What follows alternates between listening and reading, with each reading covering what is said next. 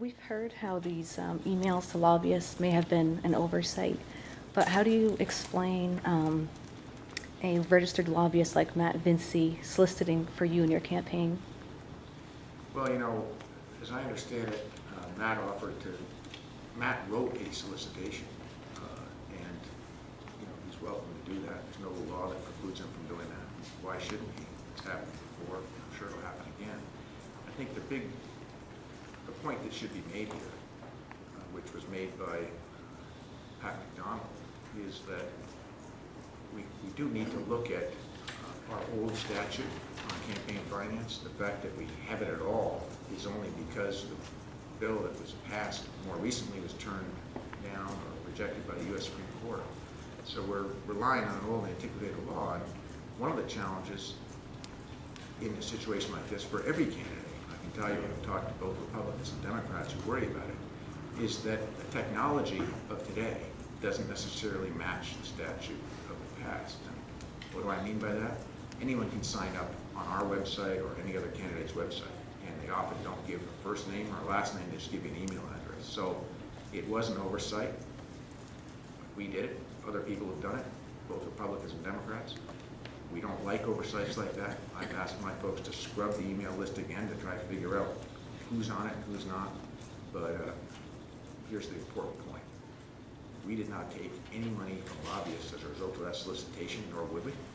The mistake has been made by us and others, the oversight, and it would be good to have a statute that reflected the technology at the time. So, who are those folks you've asked to scrub that list? Well, I should really ask the folks who did ask me, because I didn't. I asked my folks to get it done. So you asked your we have a consultant on staff who helps me raise money, who will get that done. You're a consultant on which staff? She's the only employee that we have working for a campaign, if there is one. So when you say folks, you're talking about that single person? In the party. Democratic Party. So you're saying that Matt Vinci did this on his own, not in conjunction with your campaign? My understanding is that Matt offered to write that letter. I didn't talk to him about it.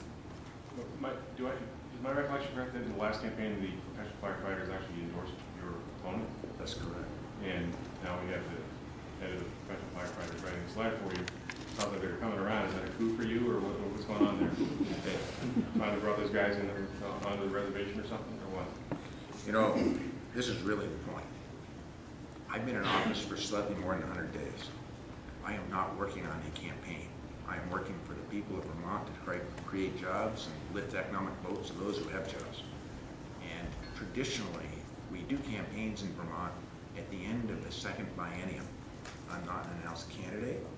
I'm focusing on the job that I was given by Vermonters in this 2-year term, and I'm going to focus on the things we were talking about: creating jobs, getting these bills to the legislature, lifting the votes of Vermonters who are struggling.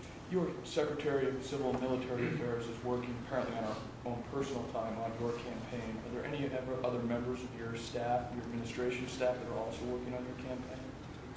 I don't have a campaign, first.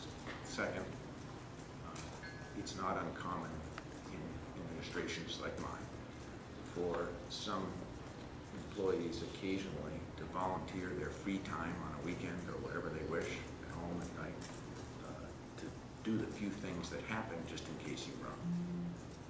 How can you say you don't have a campaign when one of those letters was from you? Well, just in case.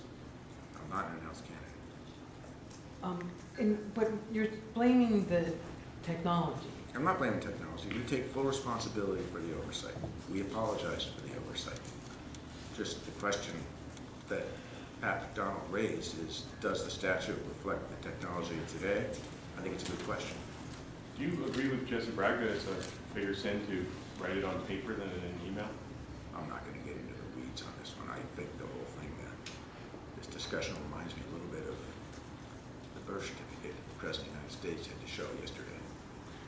It is a lot about